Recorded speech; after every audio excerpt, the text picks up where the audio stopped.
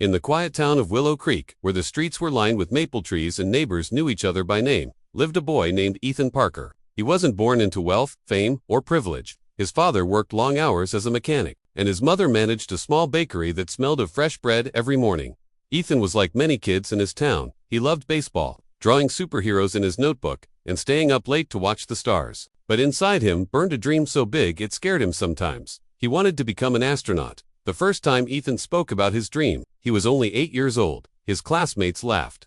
"People from here don't go to space," one boy sneered. But Ethan didn't let the laughter crush his spirit. If anything, it fueled him. At school, science became his favorite subject. He spent hours in the library reading about rockets, planets, and astronauts who had walked on the moon. His hero was Neil Armstrong, but Ethan often told himself, "One day, some kid will read about me in a book too." Still, the journey wasn't easy. His grades in math were average, and there were days when he wanted to give up.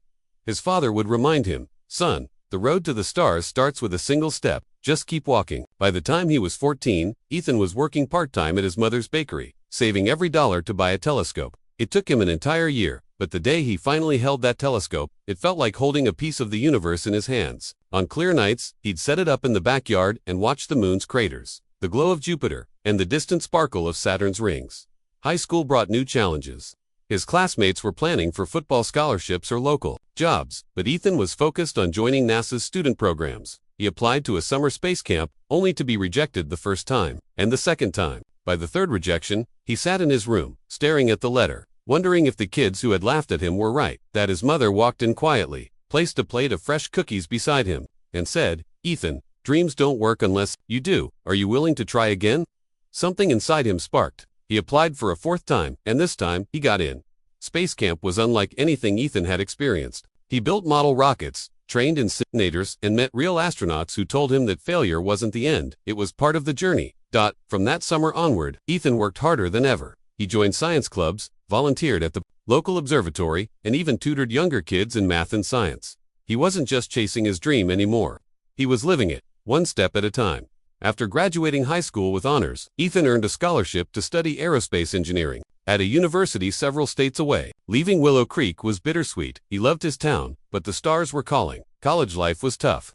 There were nights when he stayed awake until dawn, solving complex equations or fixing design errors in his rocket models. There were semesters when his grades dipped, and moments when he questioned if he was cut out for this path. But every time he felt close to giving up, he remembered the boy with the telescope, staring at Saturn's rings, and he pushed forward. Years later, Ethan graduated at the top of his class. He applied to NASA's astronaut program, the dream that had once felt impossible. Out of thousands of applicants, only a few were chosen. The day he received the acceptance email, he didn't shout or scream. He simply walked outside, looked up at the sky, and whispered, "I'm coming." Ethan's story became more than just his own. He returned to Willow Creek often, speaking at schools, telling kids that no dream was too big, no town too small, and no person too ordinary to do extraordinary things.